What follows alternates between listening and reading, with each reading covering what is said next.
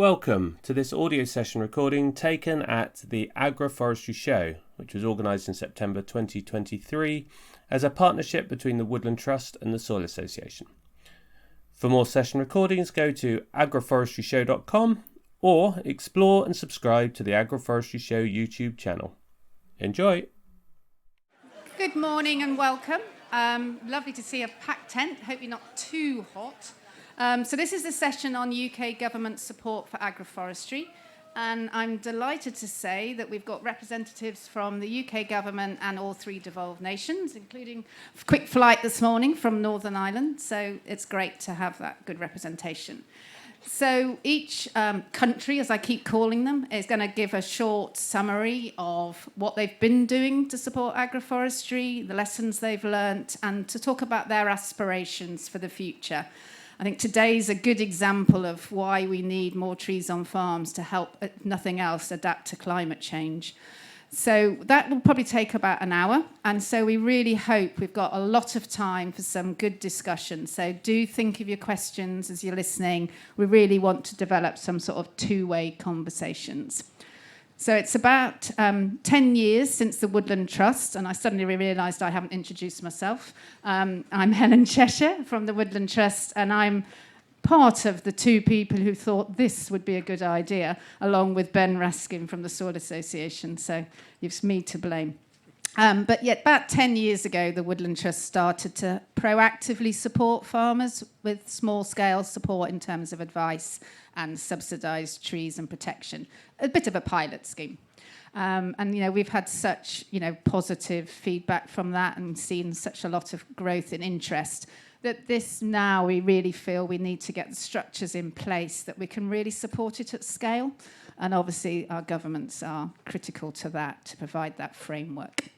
So that's me. So we're going to go to Scotland first. So I'll hand over to Hilary, and then she'll be supported by Lynn. So they're representing Scottish Government and Scottish Forestry.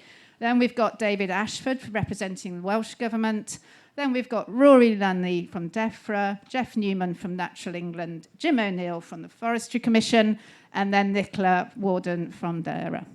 So over to you. Morning, everybody, and thank you for having us here today. It's wonderful to be here this morning to talk about agroforestry and trees on farms. I'm Hilary Grant. I'm a Senior Agriculture and Climate Change Policy Advisor in the Scottish Government, and my colleague Lynn is joining us, and she's a Forestry and Farming Development Officer with Scottish Forestry. So, as mentioned, we're going to give you a brief run-through of the current situation in Scotland regarding trees on farms and our kind of policy and activities.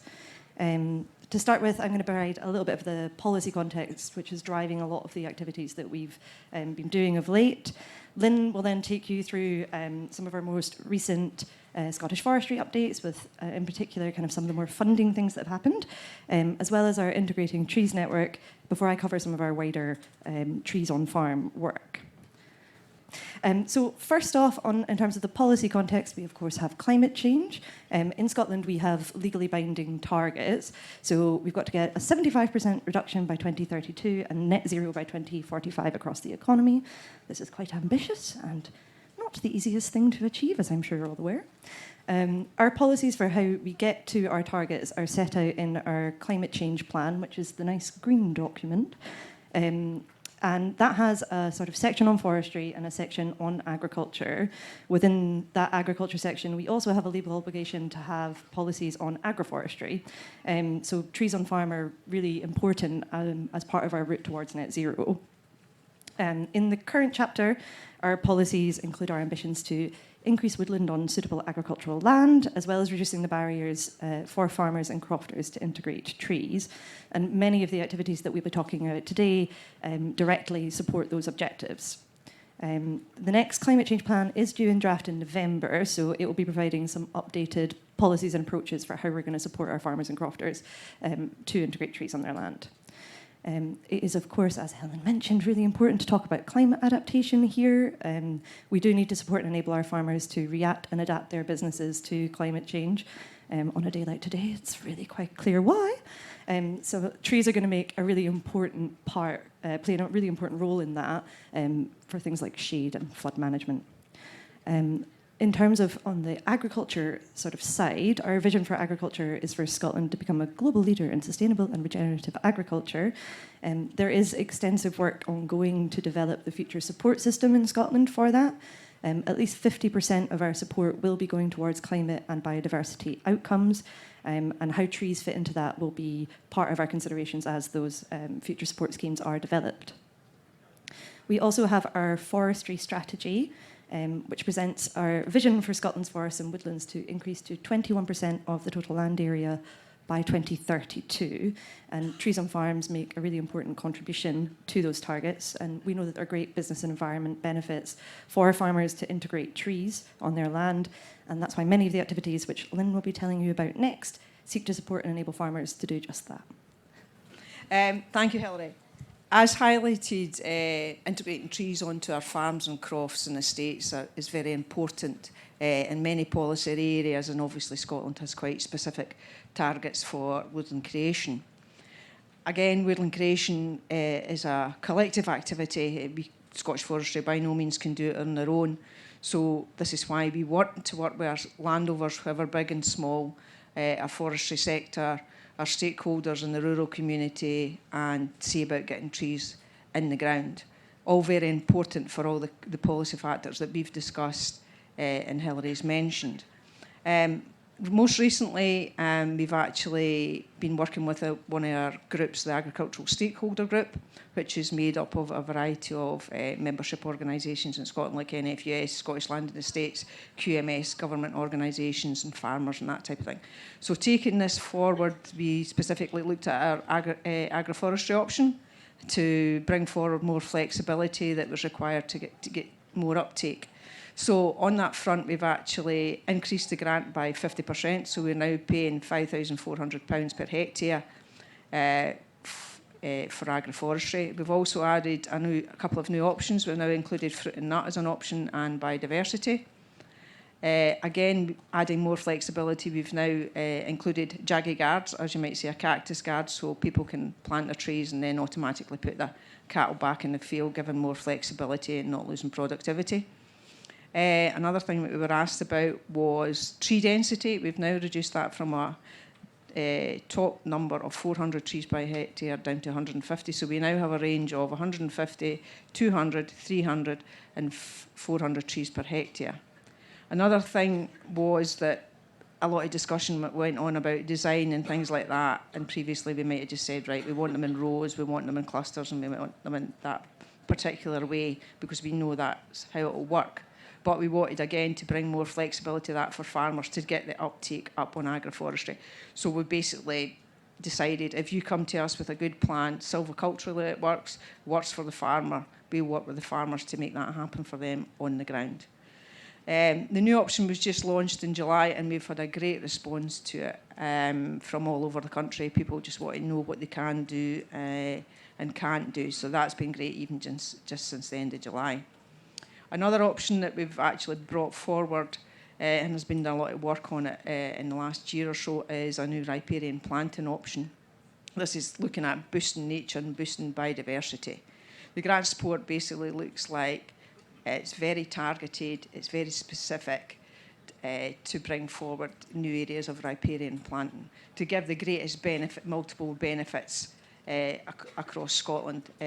So we're looking at obviously water quality, flood management, diffuse pollution, and specifically looking at improving shade and reducing the water temperature for wild Atlantic salmon. So this has brought in another 175,000 hectares of land that now are eligible and can get enhanced grant rates.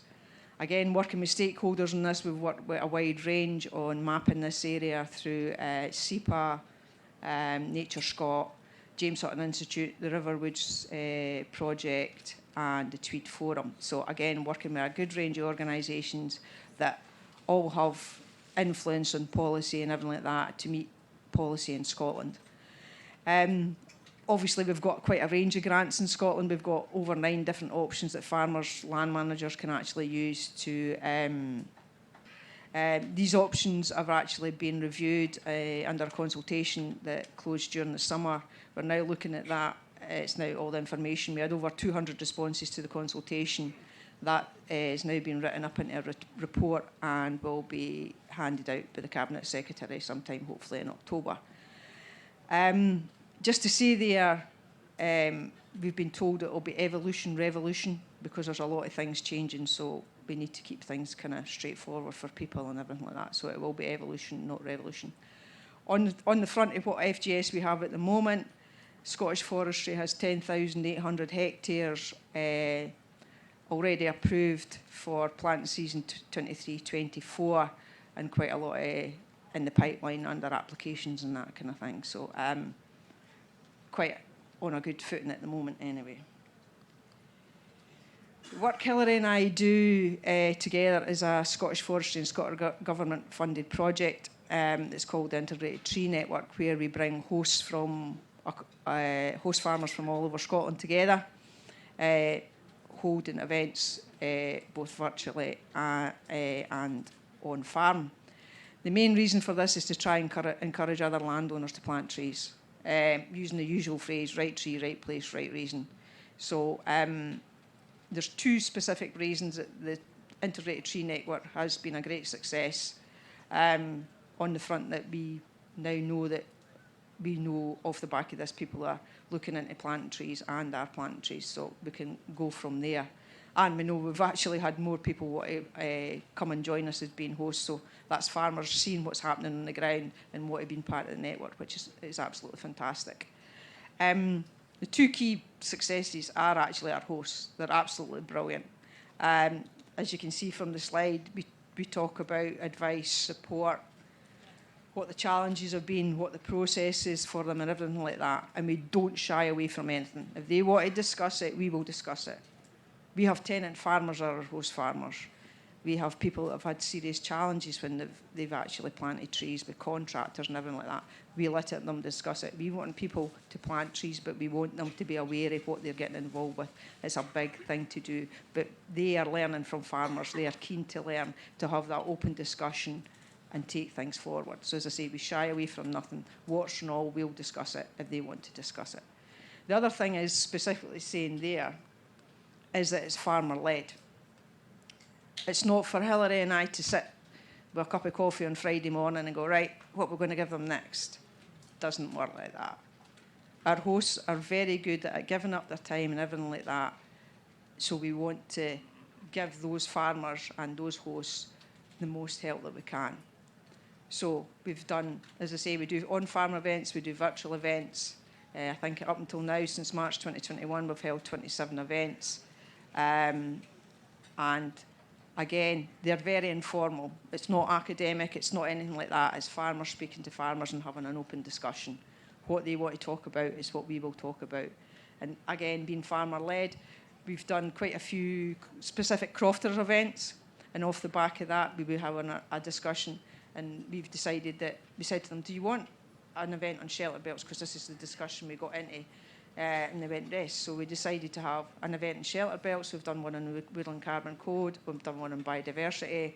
We've done one on market and management. And most recently, we've done one on riparian planting that was a great success. A lot of people interested in actually that kind of woodland creation and going forward and flood management and all the other things that we've actually been talking about, again, and making it easier for managing stock going forward and everything like that.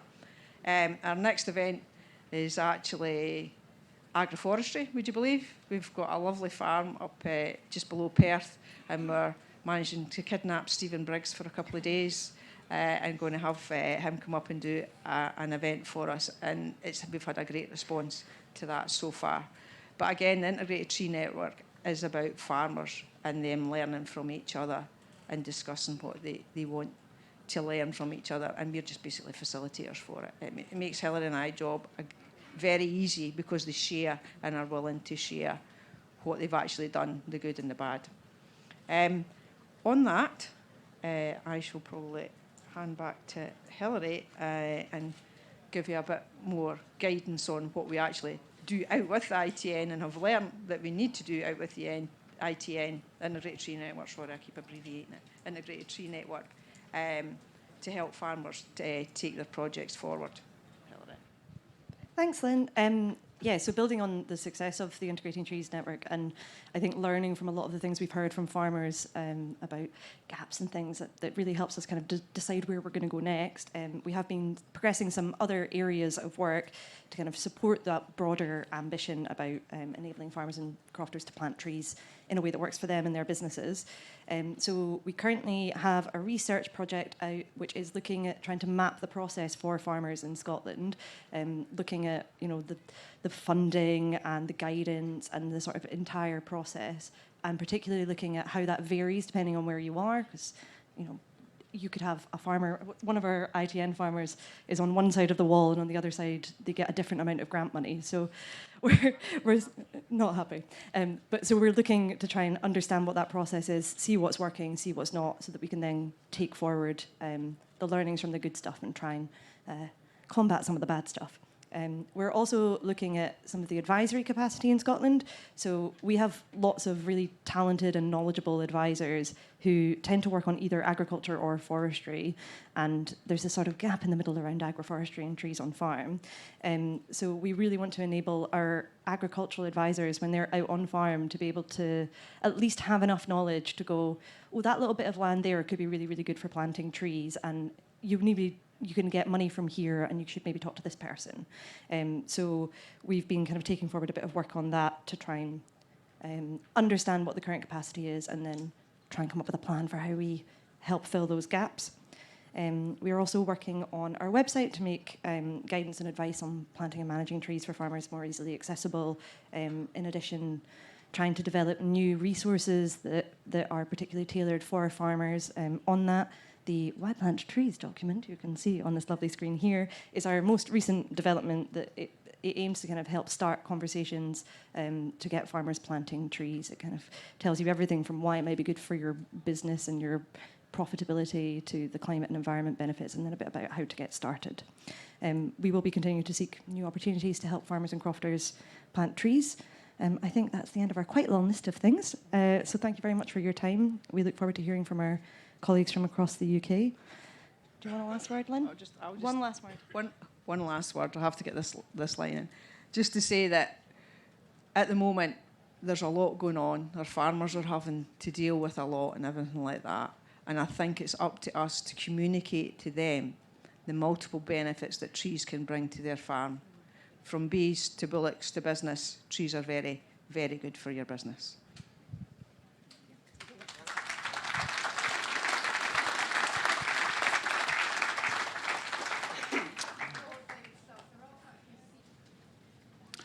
Okay, hello everyone. My name is David Ashford. I'm from Welsh Government. I'm the Senior Engagement Manager in the Land Management Reform Division.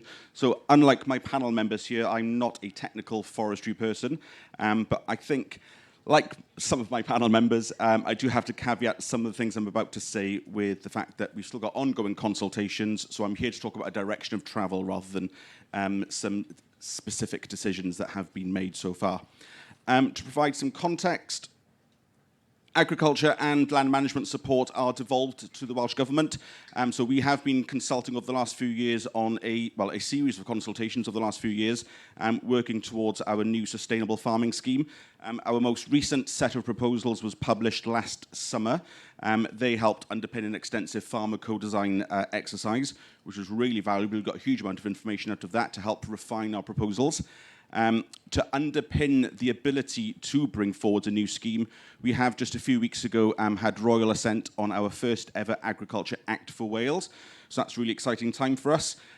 What the Agriculture Act does amongst a series of things, sorry, I should say that's our Rural Affairs Minister, Lesley Griffiths, and our First Minister, Mark Drakeford, in that lovely photo. But what our Act does do is establish a series of sustainable land management objectives, which we will need to use in future to underpin all kind of support, financial and other support for farming and land management.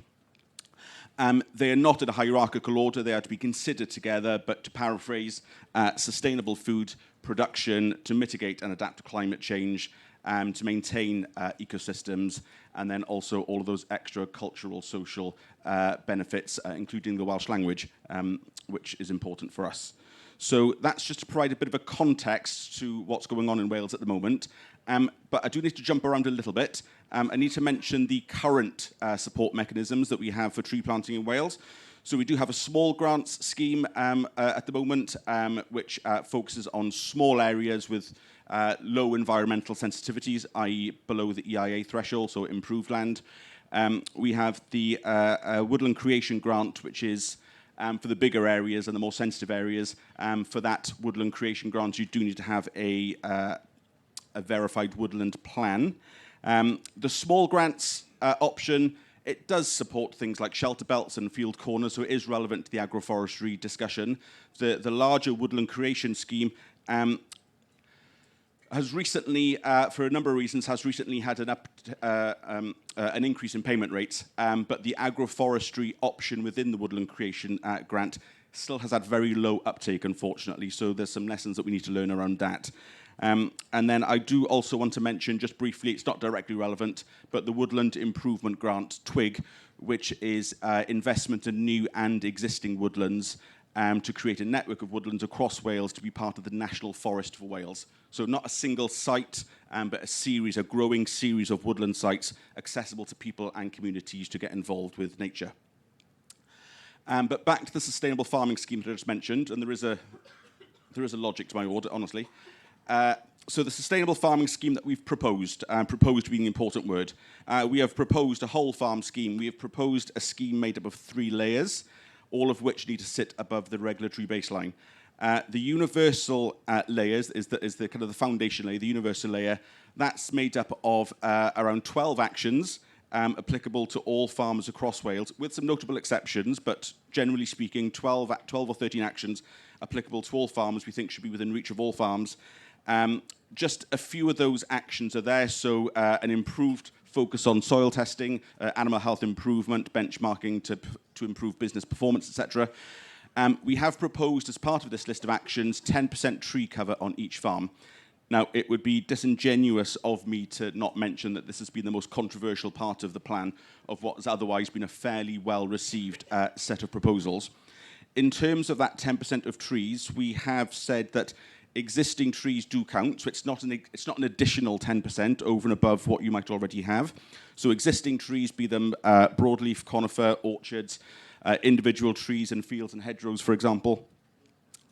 So all of those existing trees would count, and then additional planting to make it up to the 10%.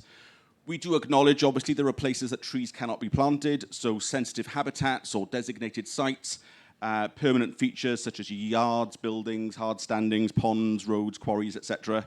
And also tenanted land where the tenancy agreement precludes trees from being planted. So we understand, of course, there are a whole range of reasons why trees cannot be planted. So what we're proposing is that it's not 10% of the entire holding, it's 10% of what's left once those unplantable areas have been removed from the calculation. Where trees are to be planted, in addition to the existing trees, to work towards that 10% tree cover, I think what's really important is, and I think it's the reason that we're all here today, it's not a black and white of trees versus food. Helen certainly touched on that this morning in her opening words. It's how do we integrate the trees in a way that they become an asset to the farm. There are plenty of other people in this show today that can talk more eloquently than I can about the benefits of shade and shelter during our increasingly extreme weather. The timber crop and non-timber crops from the trees themselves have already been touched on by a few people. So we're interested, of course, in all of those benefits. But like I say, it's really how do we learn from the expertise in this room and beyond to really find a way to integrate those trees onto the farm in the way that they benefit the farming business and, to be very fundamental about it, how do they benefit food production as well as all the other environmental benefits that these trees provide. So we're looking at a range of options from productive lowlands to more ecologically sensitive uplands. So it's our aspiration to enhance food productivity alongside all those additional environmental benefits. There is a more formal consultation towards the end of this year where our next version of proposals will be published. But alongside that formal consultation, I'm really appreciating the chance to come to places like this, to have these conversations, to learn the best practice from all the people in the room about what's been successful, what hasn't been successful, and if it helps us then bring these concepts to life so that we can share that information with other farmers, as we've just been talking about, farmers learning from other farmers. Obviously, the farmer will listen to another farmer far sooner than they listen to the civil servant. We understand that. But how do we share this information and share that best practice? That's what I'm really interested in. So thank you very much. That's it from me. Diolch yn fawr.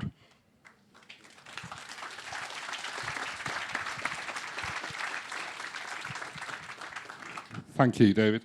I'm Jim O'Neill, the Agroforestry Development Manager for the Forestry Commission in England.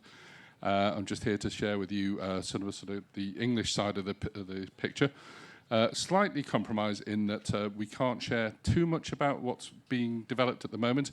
And Naomi's in the audience, so if I go off piste, give me a kick. But I'll try and share what I can, and I'll pass on to my colleagues Jeff and Rory. Rory's going to go over what grants are available right now in England under various other schemes. So, agroforestry, what is it? What we're working on, that sort of thing. We've heard, from others about how they're dealing with agroforestry in their countries. I think Helen summed it up perfectly today. In that it's about bringing farming and forestry closer together and using trees to help farming practices. The ELM grants we're building we're designing them to be very, very flexible, so the applicant gets what they need. A number of different densities of tree planting, a number of different bands. So if you want a low density agroforestry system, that's great. If you want high density, that's great too. So there's an announcement coming in the next month or two at some point, that will solidify some of the environmental land management grants. So on to agroforestry. The around field agroforestry shows one of my heroes, G. Atherton, just shortly before a helicopter ride to a hospital. But the sad agroforestry in me just looked at the background straight away. I thought, that's perfect agroforestry, around field agroforestry. A really good example of what we already have in the various countries. And the infield agroforestry, speaks for itself. So you can treat agroforestry in two broad different ways, around field and infield. So with that in mind, we'll go through a sort of spectrum of what's available. So starting with hedgerows, trees, lots of trees in hedgerows. It's a really good starting point for farmers to consider how to increase their tree cover.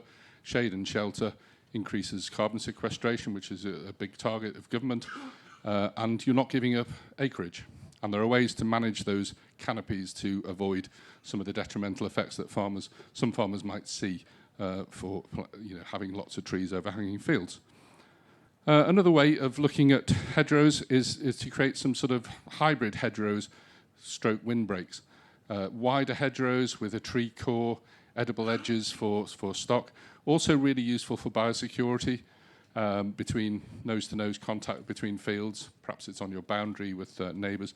So biosecurity for plants and animals is really important these days.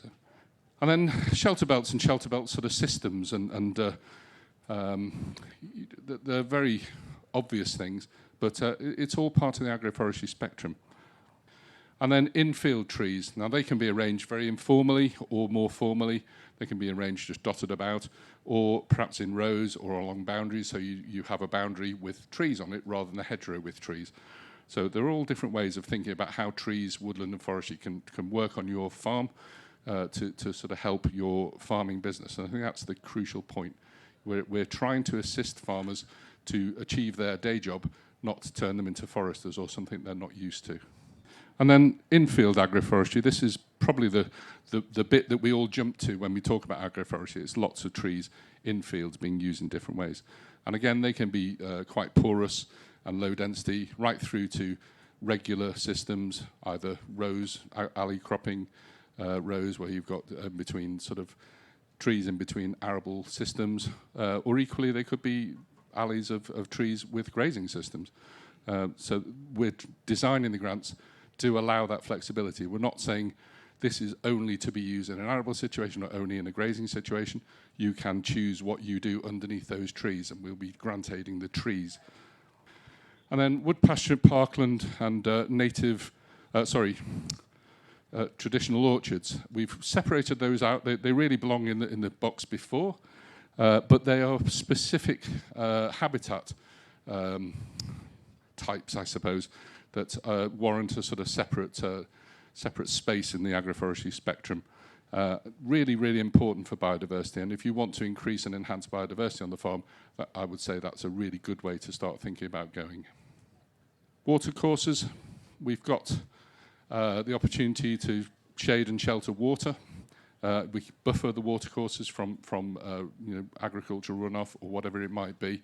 And you don't have to have a fence and rough vegetation. It's probably the best buffers will be really rough vegetation with trees, but equally shading the watercourse, even if you have an open grazing system underneath, is still valuable. So again, that flexibility is there for people to think about how they want to deploy trees on the farm to help.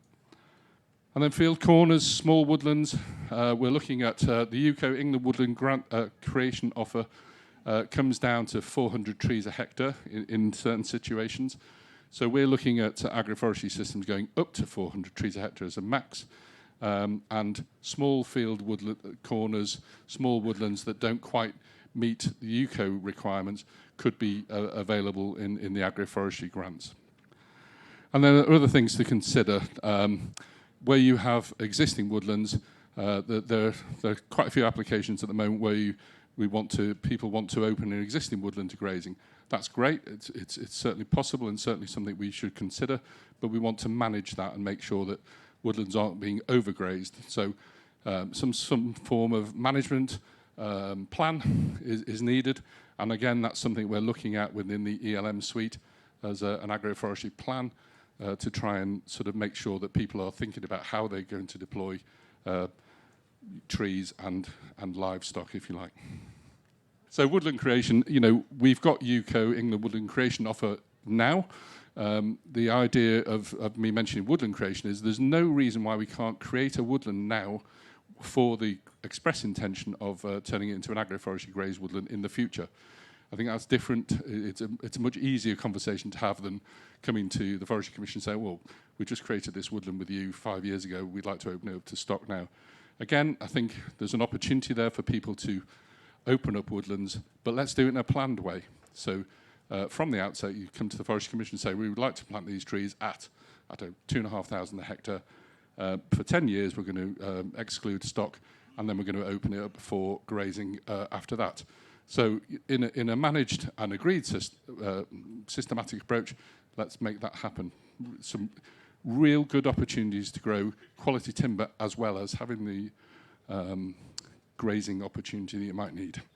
So that's a very brief run through of the sorts of things we've got in mind that we're working on with the ELM, and I think flexibility is the word I'd like you to take away, because we are really pushing that hard internally to make sure that you can have an agroforestry grant that you will be able to deploy as you want to on the farm, rather than being really sort of hamstrung by being held in tight lanes of how we might deploy grants. So, thank you. I'll pass over to Jeff, my colleague in Natural England, and then on to Rory, who's going to cover some of the aspects we've just talked about what grants are available now and in which grant schemes they might be available. Thank you. Thanks, Jim. My name's Jeff Newman. I work for Natural England as the agroforestry lead. Kind of joined at the hip with Jim, really. We've been doing a lot of stuff together, looking at how agroforestry might be turned into some sort of scheme. So a lot of people ask me why are Natural England interested in agroforestry? And it's genuinely because we believe agroforestry can be a win-win for farming and for wildlife. It can boost your yields and it can boost biodiversity. Agroforestry can create a diverse habitat structure within the farmed environment. The Woodland Trust Woods and Trees Report 2021 studied about 60,000 hectares of East Anglia, looking at lowland farmland, And it worked out that we've lost about 600,000 trees outside of woodlands since the 1850s, which is a large amount. But if they broke that down to about 17 trees per hectare, the equivalence of 17 trees per hectare. Well, if we consider that mature oak can host up to 2,300 species, if we've lost 17 trees per hectare, it gives us a feel for the lost biodiversity from our trees outside of woodlands. So that's why I think it can be important putting those trees back in the landscapes. The other thing that agroforestry can offer is nature-based solutions for farmers. So it really can act on your behalf. Studies indicate that trees layered up with shrubs and wildflowers multiply the benefits for wildlife and boost natural predators. So it's really good for farm systems, but it's also really good for wildlife. Trees can also help reduce diffuse pollution from agriculture. There's a session later about reductions in ammonia when planted alongside, when trees are planted alongside chicken sheds and livestock sheds. And our catchment sensitive team have been working on that for a while now, so there's some really good opportunities there. And of course, I think agroforestry provides direct benefits. We've got our hedgerows. Jim sort of pointed out, hedgerows are already there. We've got our traditional orchards. We've got our wood pasture and parkland. They're all old forms of agroforestry. We just don't recognise them as that sometimes. And they've been shown to be really important sinks for wildlife and really important links for wildlife across the landscape, so they can act as corridors. As Natural England's role is focused on woody habitat establishment for kind of nature recovery, it should be caveated that it is about the right place, the right reason, and the right tree. And I do acknowledge that there are, issues around that sometimes. But if it is done correctly, I really believe it can be a win-win and can make the farmed environment much more permeable for wildlife and indeed boost farming. And that's kind of the spirit into which we've sort of entered discussions about ELM with Defra and with Forestry Commission. And I think it's been a really positive experience so far. So I'll hand over to Rory. Cheers. Thanks. My name's Rory Lunny. Good clap. My name's Rory Lunny, and I'm an agroforestry senior policy advisor in Defra.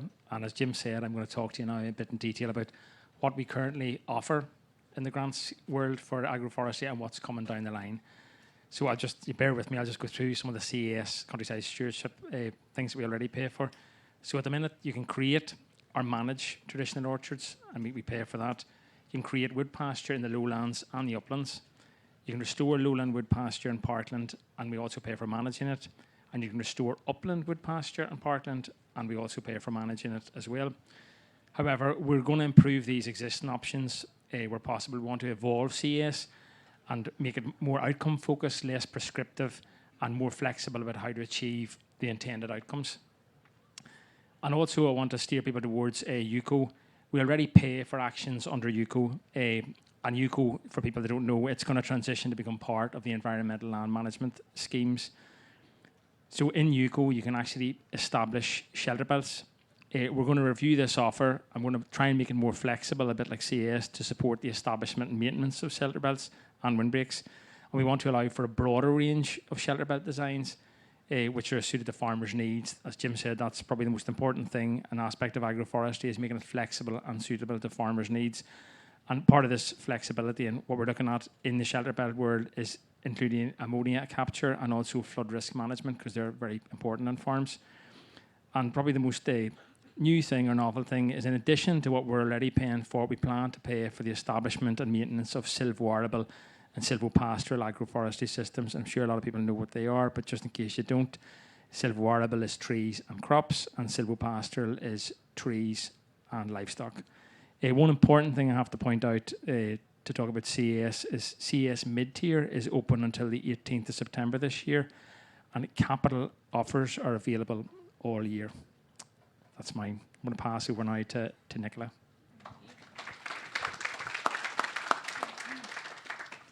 Hello everyone, so I am Nicola Worden, and I'm an agricultural technologist at Defra in Northern Ireland. So I work within the biodiversity team.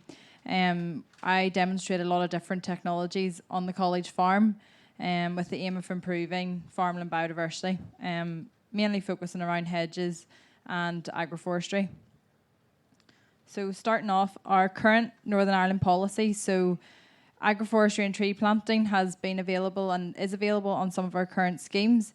Our current policy and our basic payment schemes accommodate the establishment of agroforestry.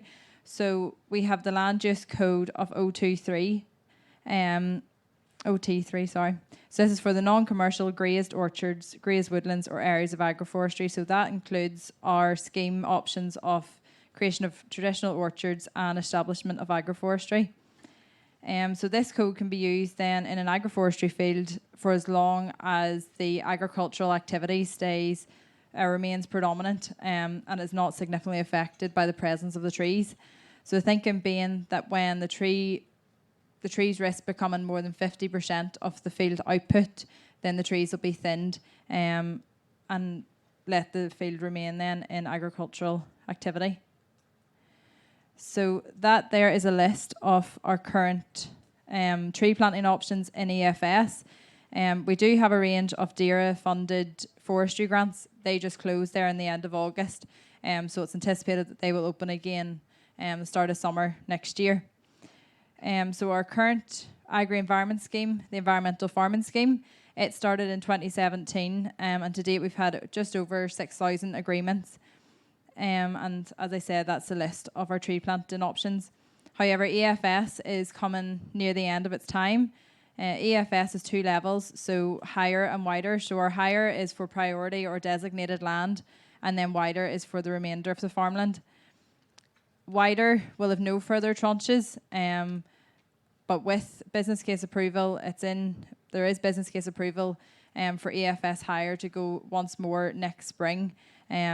If our next policy or next future scheme isn't brought forward.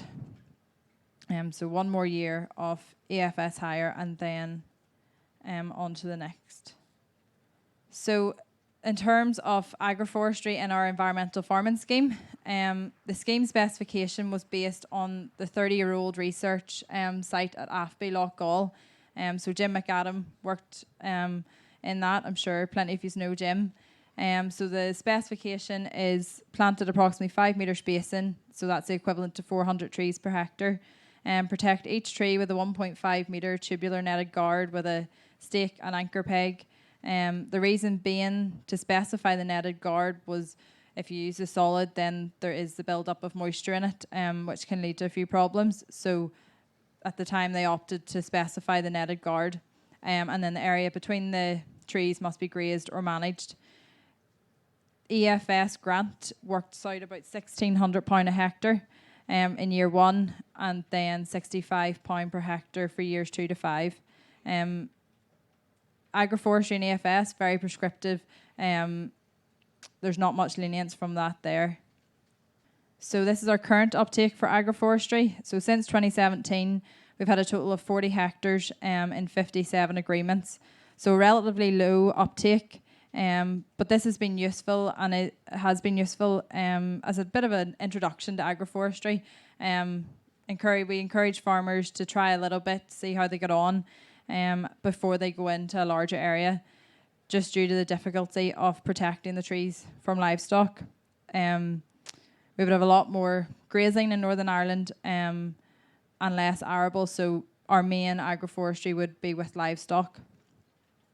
In 2019, we were actively promoting agroforestry to many of our farmers and landowners through workshops and farm walks. At the end of 2019, we decided to slow off on the pushing it, promoting it. Really just, we were getting so many high numbers with inspections from EFS of penalties and that, so we decided to slow off. And then this led me into my role of creating an agroforestry site at Greenmount, is where I'm based. So one of our college farms, we set up an agroforestry site the start of 2020, to the specification to see how practically it can be established. And then we've grazed it with sheep. So it was established spring 2020, 0.78 hectare on a very wet field. We went with our worst field at Greenmount, thinking that's where a farmer is more than likely going to choose to begin with.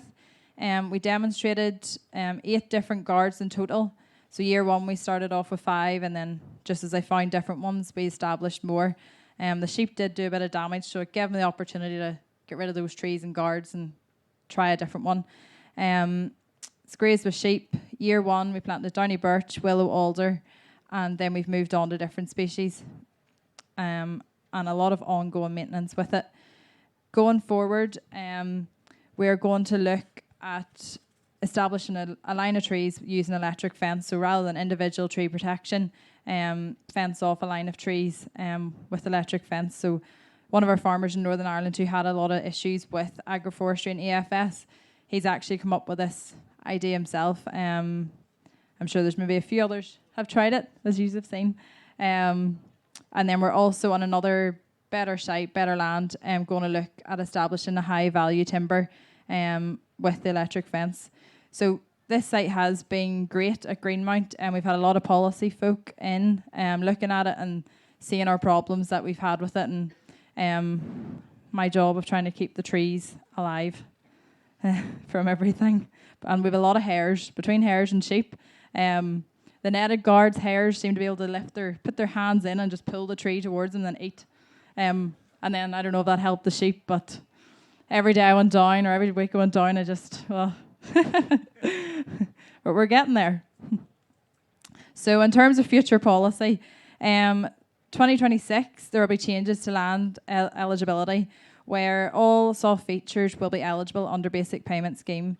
So this should encourage the uptake of agroforestry. The farmers aren't going to get penalised for having these soft features.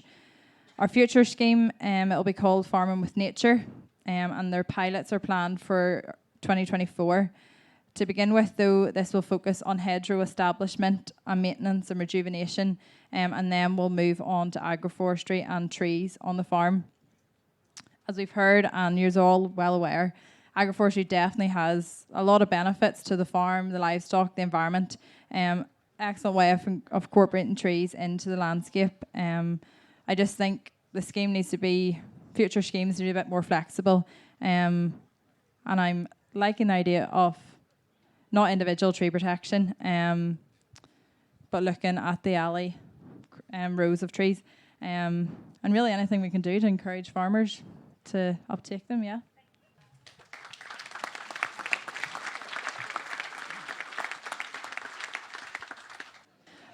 Thank you very much, all of you, for speaking. I think that's given us all some food for thought. I think the word flexibility has been used a lot, and learning lessons and being farmer-led. So we've got, if we can cope with the heat, we've got at least half an hour for lots of discussion. So I'd just like to open the floor, really. So hands up, and we've got roving mics. So certainly somebody here, gentleman here in the middle, and there's 2 over there. Thanks very much. Great presentations. My name's Andrew Tuddenham from Soil Association Cymru. So yeah, flexibility seems to be the order of the day. I was just interested to hear, for those administrations who've developed their schemes and introduced more flexibility to allow the farmer to say what they wanted to do, whether that's incurred more of a sort of administrative cost of looking at the system, looking at the plan, and whether that cost has been met through the benefits of maybe greater uptake. Who would like to start there? I mean, you're going to have to fly around with that. Jim, you're looking keen? Well, it's quite easy with me who haven't started yet. So I don't anticipate it adding too much cost, because we're building the grants now, and we're looking at how we build it with that included.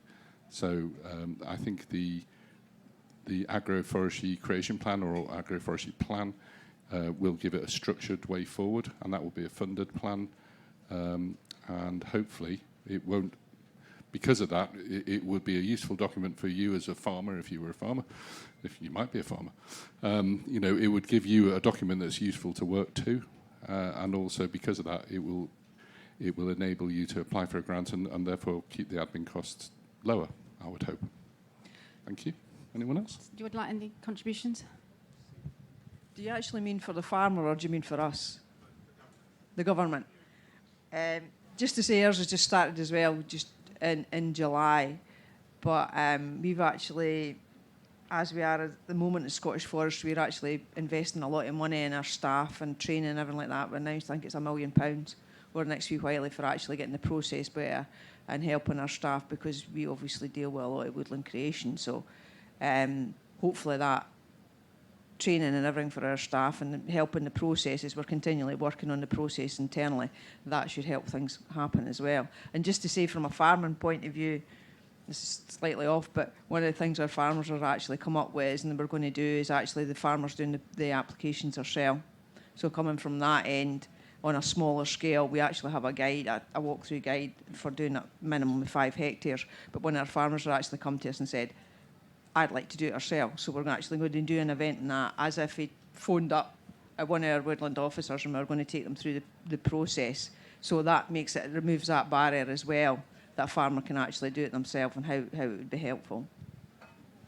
David, do you want to add anything? Not sure I've got anything to add directly to answer Andrew's question, because our new system is still being developed and we're a bit early doors yet. What I think we do know from experience is that flexibility tends to lead to complexity. So flexibility and simplicity don't go together. Of course, we want to be flexible to accommodate a range of scenarios, but I think it's just that word of warning that from an administrative point of view, and of course we want to keep the administrative costs down to use as much money as possible to go out to farmers directly. But I think there is just that thing always that we have to consider, that complexity in it, the flexibility can lead to that element of complexity, and just learning lessons from that. We've got lots of other questions, so I'm going to go over this side. Yes, over there. Thanks. Chris Jones. I'm a farmer by practice and a forester by training. I've just about maxed out opportunities on my place for agroforestry now, but it has been pretty fucking difficult, actually, over the years to do it. And extraordinarily, we managed to do a wood pasture deal with Natural last year, after an awful lot of mistakes about what form was and what function was, and eventually function won. And we've got some really good things coming from that.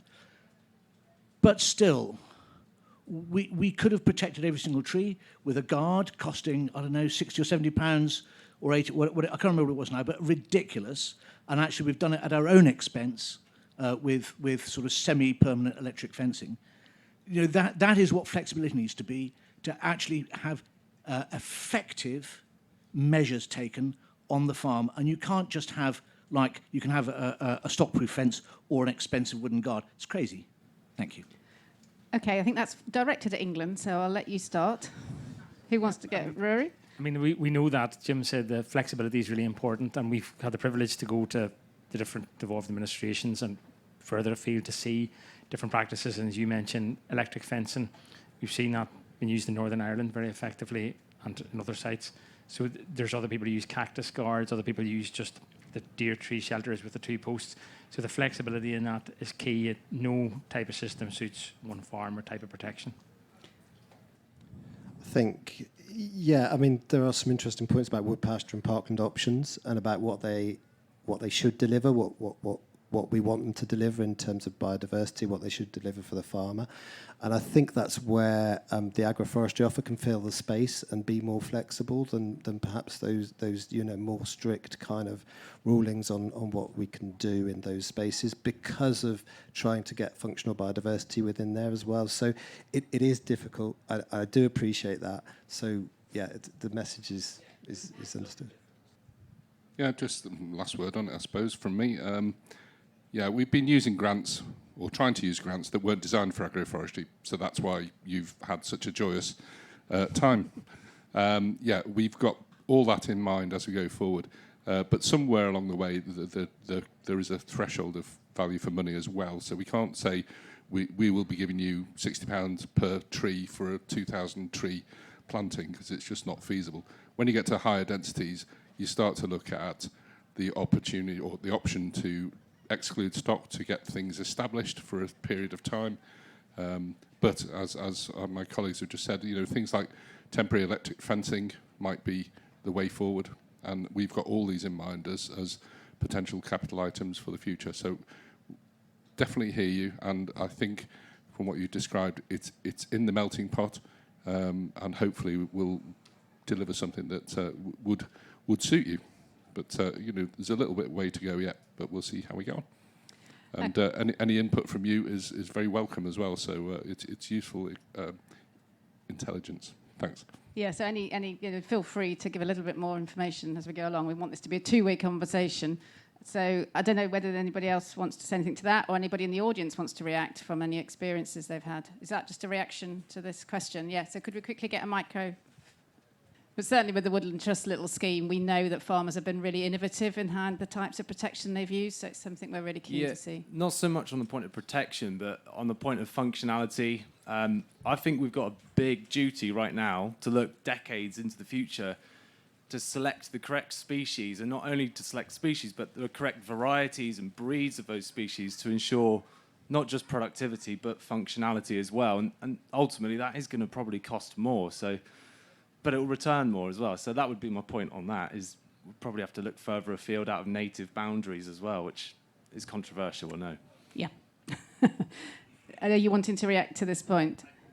Just on the electric fences, Nicola, having, I don't know, done about 40 acres with temporary electric fences, just anyone who's thinking about it, go large, get a really pokey electric fence. Don't just look at the kilovolts, it's the joules that count as well. Preferably get one that's illegal in this country.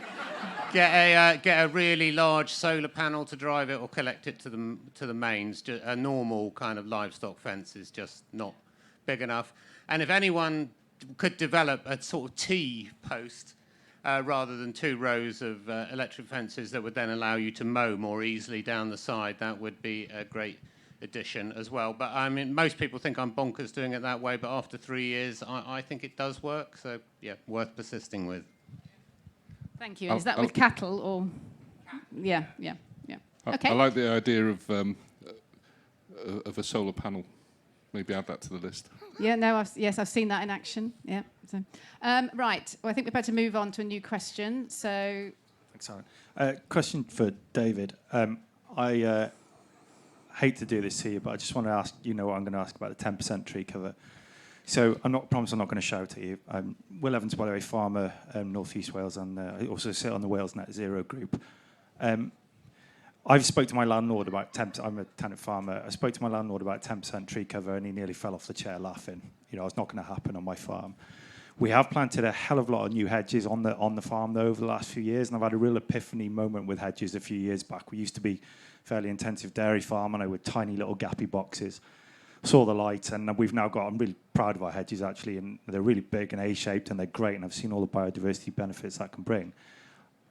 Am I right in understanding that still hedges aren't going to be counted in the 10% tree cover? And if not, why not? Because it seems to me that they bring such biodiversity benefit, and anything that could incentivize farmers to grow their hedges bigger and wider, and would be a good thing. And I don't quite understand why it's not included. Thank you. Yeah, thanks for that. I didn't think I'd managed to escape the 10% question, even though I was in a different country. And that's not me making light of the situation, it's a serious matter. In terms of tenant farmers to begin with, I think I mentioned it, even though I raced through because I was about to pass out with the heat. We do understand that a large proportion of tenant farmers will not be able to plant trees to fulfil this requirement. So we understand that, and we have to build in concessions to manage that. I think there is a session later on today or tomorrow about agroforestry and tenants. Yes. I'd be really interested to see what comes out of that. Yeah, 4 o'clock today. If people have got some kind of ways around that. So I think that's that's an important area, and I think that's an interesting area if some people are managing to find some ways around that. Back to the hedgerow conversation. Sorry, I'm not dodging it. Back to the hedgerow conversation. Currently, the proposal is that individual trees in fields and hedges would count towards this action, but the hedgerows themselves would not. That has caused, again, quite a bit of kind of debate and criticism. For the non-Welsh people in the room who won't be familiar with our proposals, we are proposing 10% tree cover on farms, but also 10% of other semi-natural habitats. And what we have said is that, of course, hedgerows are massively important for all sorts of reasons, and that the hedgerows in a good condition would count towards the habitat action, not the tree cover action. But whereas when a hedgerow, through neglect or through deliberate management decision, when that starts to kind of morph from a hedgerow into a line of trees, then of course then they are trees and they could count. I'm still dodging Will's question, I understand that. For us, we have to strike that balance. We've got this really challenging tree planting target for Wales. So a triple C target of 43,000 hectares of new planting for Wales, which we've accepted. And we have to strike the balance between being able to plant those new trees, but also valuing those existing important features. So that combination of issues together is why we've currently proposed that hedgerows do not count towards that. But like I said, the hedgerows do count towards the habitat action. And I know on arable farms, I don't know your farm, but arable farms like yourselves and dairy farms especially, this tree planting is a particular challenge. And again, that's why we're here, really, to learn what examples there are to learn from, to be able to share that best practice and integrate those trees in a way that they are beneficial. But for now, Will, like I said, it's proposals. Currently, the proposal is still that hedgerows do not count. But I know there's disagreement over that, not least with the Woodland Trust. Will, do you want to? Yeah, no, thank you. I appreciate that. And I know it's still at the discussion stage, but it's just, it's just something I've seen in my own farm. We're a lowland, very productive farm, and we have planted trees in awkward corners and places like that, but I'm running out of space to do much more. So, I do appreciate it, and thank you for listening, but perhaps we could catch up afterwards. Just an observation from my point of view, and I might be talking out of turn or not misunderstanding, but is there a kind of Venn diagram? Because obviously you also need to meet your habitat target, and I suppose the question is, would your farm meet the habitat target if the hedges went to the tree target? And is there the opportunity to sort of have a mid-ground if they're in really good condition, well managed, so that they count for both? Is that the kind of thing that's being discussed, or is that an issue? Would that be an issue on your farm, Will? Well, potentially, yes. I mean, I'm pretty confident without actually seeing the targets, I don't know, but I'm fairly sure we could. But I'm just, I just worry about how if one thing's going to get taken out one thing and put in another, is that going to disadvantage us in some areas and not in another? And I just, as I say, going back to that, I've seen what good hedges can do on our farm. And I see some of our neighbours who've got pretty crap hedges, to be honest. If they could be incentivised to letting them, it just seems like an easy win for all of us. So. I'll just make one more comment to the back of that. Thanks again, Will. We're quite conscious of the fact that we've said about those awkward corners, as you just mentioned. A lot of farmers will already have planted up their kind of difficult banks, their awkward corners, their damp spots. We've also got this 10% habitat target that we're working towards. Conscious of the fact that for a lot of farms, their last remnants of habitat might be those awkward corners and those damp bits and those steep banks. So again, we have to be careful there that not to compromise one to fit the other. But yeah, blending these things together. It is a challenge, but it's a challenge we're still working through. Yeah. Thanks. Thank you, David. Right, who's next? Thank you. So Emily Hunter, I'm a policy advocate on land use at the Woodland Trust, so I work with Helen. I've got a question, I guess, for all of you. So you've all talked about the benefits of agroforestry that they can deliver, but to really maximise those benefits, both for the farm business and for the environment, a lot of farmers are going to need a lot of advice to get started. I've been to see quite a lot of farms where this has been done, and it can be quite complicated. So how much are you going to be investing in providing advice for farmers, and will your respective governments be paying for that? And then also, do you have targets for how much agroforestry you'd like to have in each country? I thought there was a target in England for 10% of silver arable farms to have agroforestry. I'm not sure if that's still the case. And then just a last question for Jim. In your presentation, you sort of seem to cover every single possible type of tree. So my question is, are you still looking at having a specific agroforestry SFI option and a CS option? And what's going to happen to the farm woodland standard? Is that going to just be absorbed into this broad agroforestry, which is any sort of tree on a farm, or will there still be that separate farm woodland standard? Over to you, Jim. Yeah, it's difficult because agroforestry covers so many, or is part of so many other grants. So we haven't determined how it's going to sit. In my mind, there'll be a sort of signposting system to where, say, planting trees in hedgerows to an agroforestry standard, whatever that might be, or whatever we decide it might look like, logically it sits in the hedgerow standard, and we signpost it as an agroforestry type of hedge in that standard, rather than bringing an agroforestry hedge into the agroforestry standard. But these are discussions that are ongoing.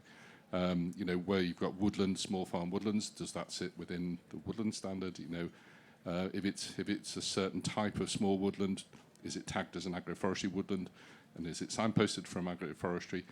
But there will be definitely a core of agroforestry and a standard, and that will largely be the infield stuff. So that's a logical place where it would sit. So the other stuff, to be determined really.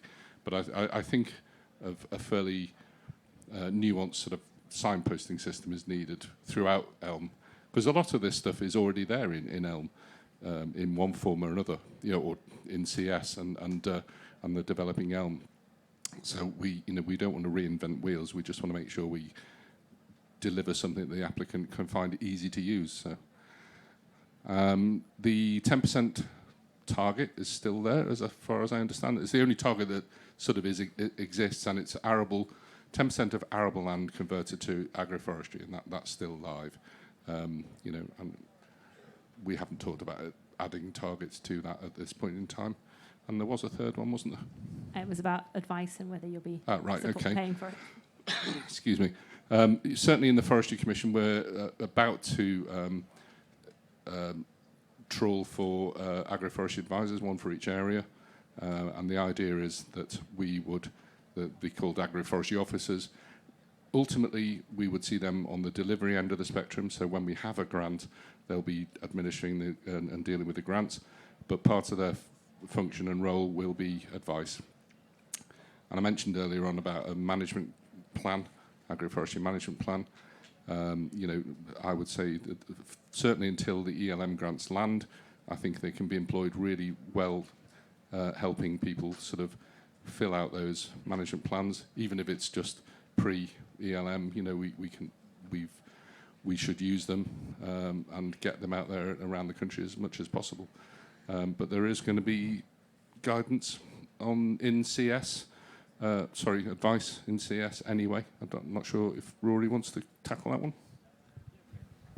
Yeah, I mean, the SCFI is set up to be very basic and simple, but in CS it's obviously going to be a bit more detailed, so there will be advice and guidance. And we have, as Jim said, from AFC, NE and Defra, we're looking at the advice and guidance area at the minute and trying to work that out. But also there'll probably be external organisations, just the Woodland Trust Soil Association, I'm sure they'll have advice and guidance, but within government that's something that's ongoing discussions. Just to add to that then, obviously we heard from Scotland about your integrated farming network and how valuable the use of sort of farming advocates who were demonstrating and sharing their knowledge with other farmers. Is that something that you might see as possible in England? Yeah, knowledge transfer from farmers is probably key. I know Stephen Briggs, probably somewhere here, he is obviously the farmer that's probably most famous for agroforestry, but farmer to farmer is probably the best way possible to get it more widespread. Do you want to? Thanks. So, Naomi Mattison, so I head up the Trees and Forestry policy team in Defra. Given that this is a two-way conversation, actually this point about advice and guidance is a really pertinent one. Everyone knows the way governments work in spending review cycles. We're sort of building up to our next spending review cycle. Any help that people in the audience can give in making that case for why advice and guidance is so important in making sure that these kind of things happen on the ground would be really, really valued. We're doing our monitoring evaluation at the moment, and anything that we can feed into that to make the case to Treasury when we go through the spending round will be really, really useful. It's a show of hands worth anything. I know it's a very supportive audience, but who would think that, whichever country you come from really, you know, if you're a farmer or not, what do you think that it's a good idea to have a proportion of the money available put towards good quality advice? It's fairly universal, isn't it? I know we have a warm audience to the topic, but Jim. Can I just reiterate that every single person that asks about agroforestry, to probably all of us on the stage, asks about advice, and that's just reflected that. Are you wanting to respond to this? Okay, because then we have got somebody waiting over there, been waiting very patiently with a question. Are the payments for agroforestry and existing woodland going to be linked to biodiversity outcomes? Because you can trash a woodland very quickly if you chuck a load of pigs in there without any proper management, you destroy it. But you can also have some massive benefits. So is it going to be linked to any biodiversity outcomes, or can you say that at this point? Well, there are ongoing discussions within our woodlands team to look at a woodland grazing toolkit to make sure that that is done in the correct way. That's an ongoing piece of work. If I'm honest, we haven't got anything written down yet. There's already models available, as you know, probably. So yeah, we will be looking at that as a woodlands and trees team. Okay, I'm going to move on to this guy who's been very patiently waiting. So off you go. Hi, William McAlpine from Rothmsted Research. Great to see all the plans from all the nations, rightly centering on trees in the plans, but no mention of the role for coppicing within that, coppicing woody species. I know in England it's recently been classified as a non-horticultural permanent crop. Where does the panel see coppicing of woody species fitting in agroforestry design? Right, who wants to start? Jim, can I be unfair and ask you to start? Yeah, it's difficult. With the agroforestry spectrum, if you like, should include coppice, short rotation coppice, that sort of thing.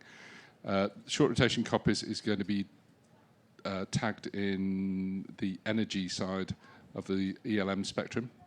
I know that probably doesn't fit the question you're asking. It's difficult adding coppice and short rotation coppice into the agroforestry grants because it's largely based upon, the driver is largely based upon carbon sequestration, not substitution. So there may well be a home for it, and it might be signposted from the agroforestry section, but we're not sure how yet because the energy crop stuff has only really just begun at the moment. So, but I've made aware that the new lead in Defra, I've made them aware straight away we need to be discussing short rotation coppice as part of tagging it back into agroforestry. So we'll try and make sure those connections are made, but I can't promise what it looks like at this point in time. Okay, thanks, Jim. But does Scotland, Wales, Northern Ireland, do you want any further comments? I didn't have much to say on the coppice. It's something we've been challenged on quite a bit recently, including by some of the demonstrators the other side of this field. It's not something that we're including at the moment in terms of the sustainable farming scheme that we'll be rolling out in 2025. Short rotation coppice is not included in those plans, but it is coming up the agenda, so it is something that we're looking into. So, like I said, not for day one, but maybe a little bit further down the line. I think it's something else that we have to try and blend into that, again, to make that woodland into a crop, as it were, to add that value to it. Lynn or Hilary, do you want to? Just to say, again, we don't fund short rotation coppice or energy crops or anything like that under the forestry grant scheme at this moment in time. Again, things are changing, but at the moment, if you read it through it, there's under that we don't, under the FGS we don't. Nicola, do you want anything? I've just got to quickly throw it. We've only got 2 mics. No, just that it's not funded at the minute, really. And I don't know what the plans are for the future. Okay. So something that obviously is an area that needs a lot more discussion, probably where agroforestry in its purest sense was 5 years ago. A question over at the back, is that the next one? Hi, and then I'll come there, sorry. Hi, Luke Baldwin. So I work for Nature Broking, and what we do is we broker partnerships with farmers and businesses to sell their natural capital. Where is private finance and public finance going to blend in the future with the sort of evolution of the natural capital markets in order for the sale of carbon, biodiversity, etc.? Rory, do you want to take that? We have a dedicated team now in Defra Trees just looking at that private finance aspect, and they are working on it and trying to figure that all out, and they've spoken to a lot of organisations and stakeholder groups about it, so hopefully soon. Hilary, do you want anything? Or we also have a dedicated natural capital team. I am not part of it. I definitely think there's an awful lot of future for private finance helping us achieve the sort of goals that we have. But I can't tell you very much on the detail, unfortunately. we don't have a dedicated team for this finance, but it is something that we're talking about more and more. I mentioned that a twist to the question.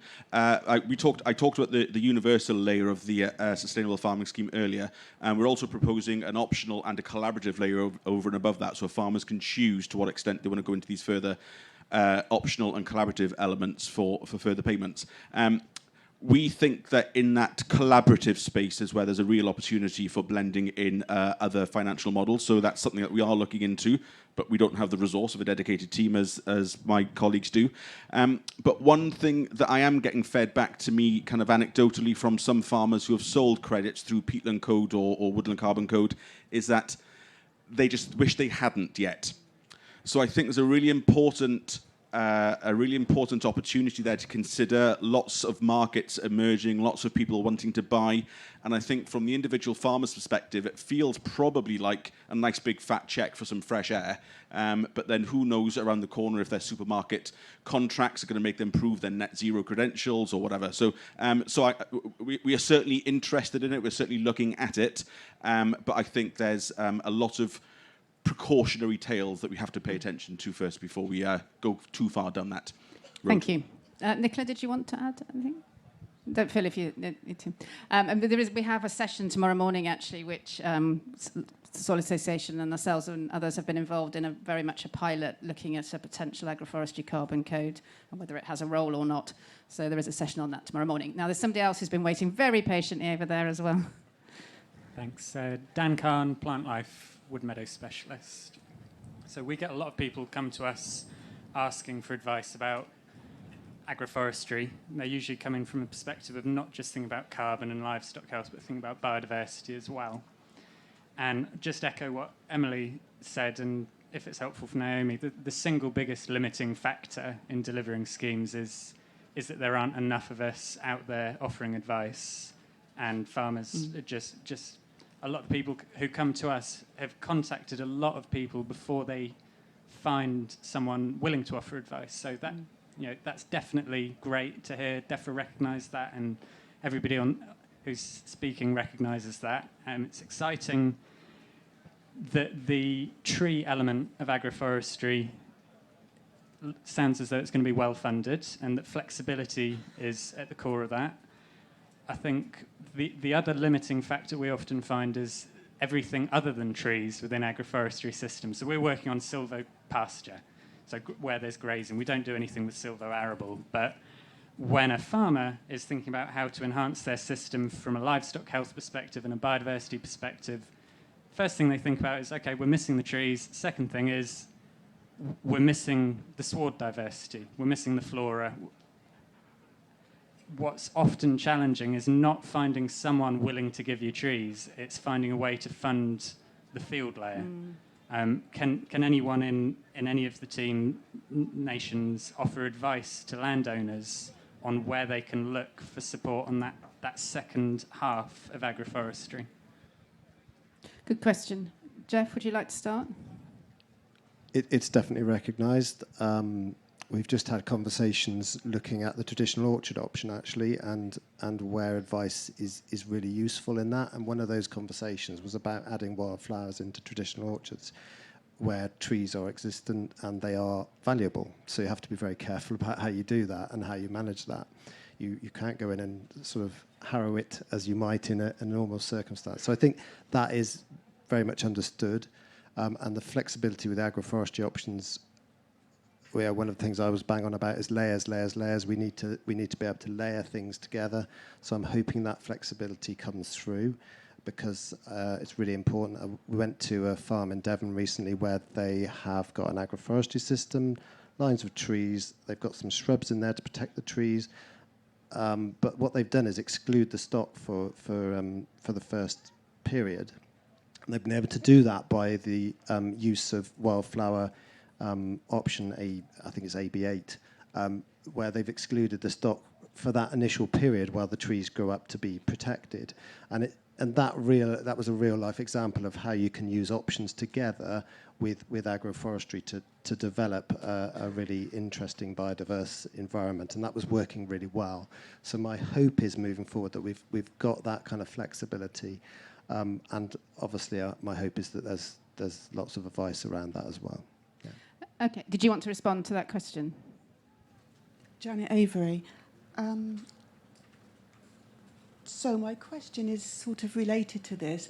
In the English woodland scheme, there is 20% of the land is got to be open, and I'm hoping to develop a scheme where I've got about a hectare, just under a hectare of open space. So is there a grant available? Because I want to put aim for biodiversity net gain. Is there a grant available for me to purchase flower seeds to plant in the rides? I'm creating rides for, bats and owls. That's my question. I don't know the answer to a grant scheme for that.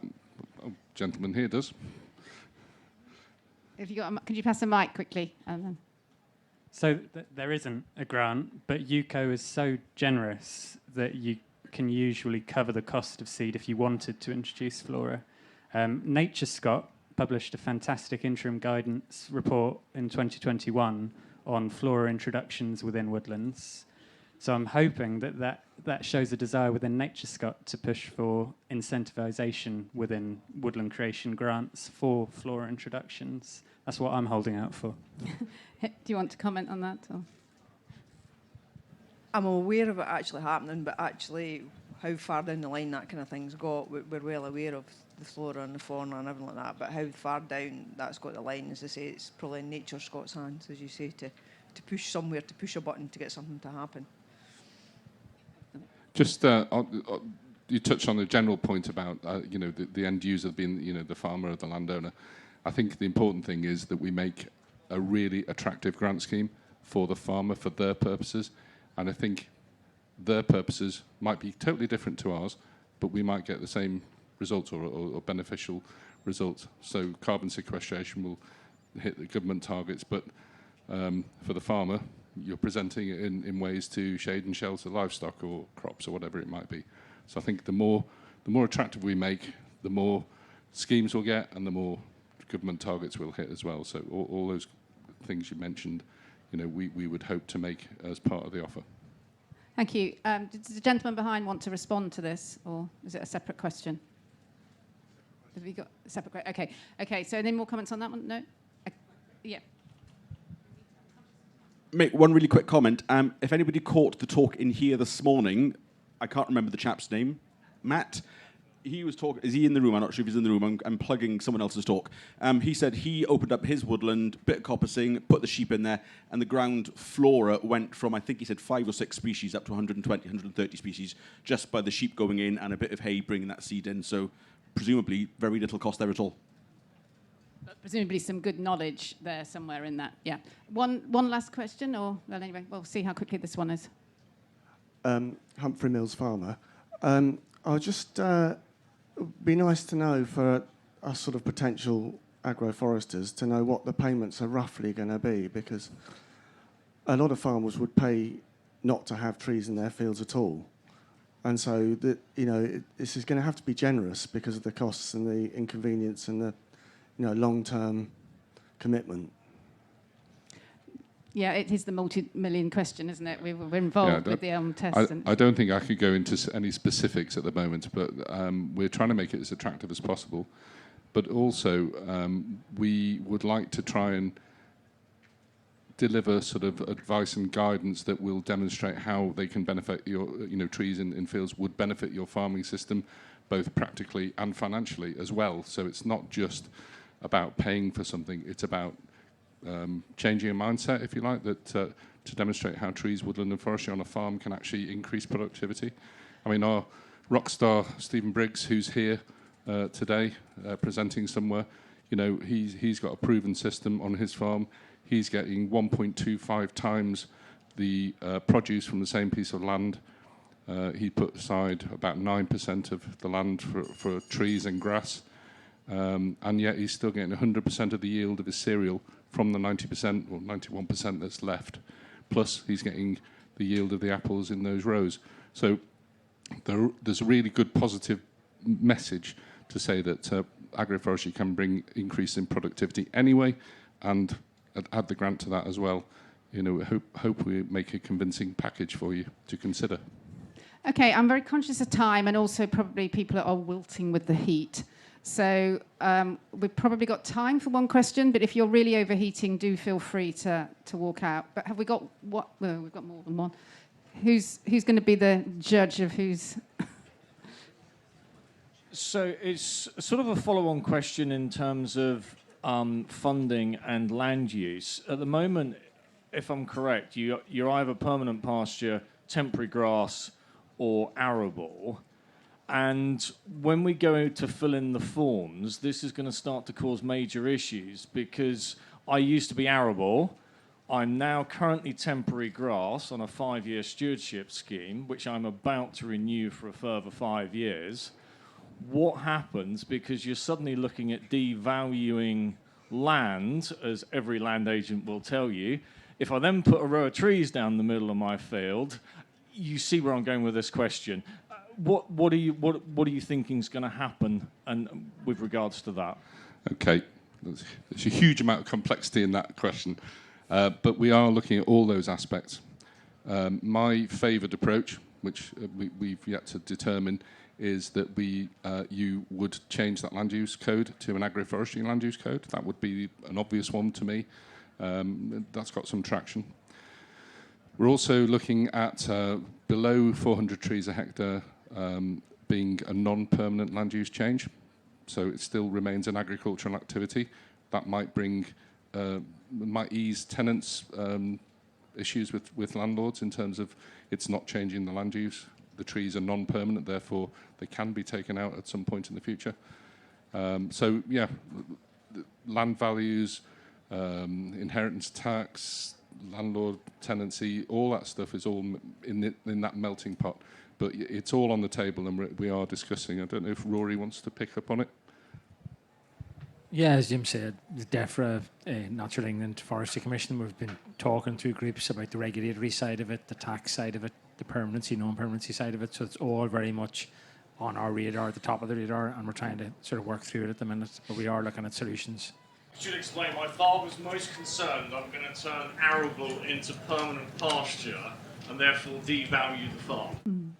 Yeah, no, we're very aware of that, and we've spoken to the likes of the Tenant Farmers Association about it, and they've flagged that, and the UCO team in AFC has been flagged to them as well with other grants, so we are for agroforestry. Okay, unless anybody's got any other bits to add, then I think we need to draw this to a close. They've rung the bell, so I'm already in trouble. So first of all, I'd just like to thank all our speakers. It's been brilliant having you all come over, so thank you really.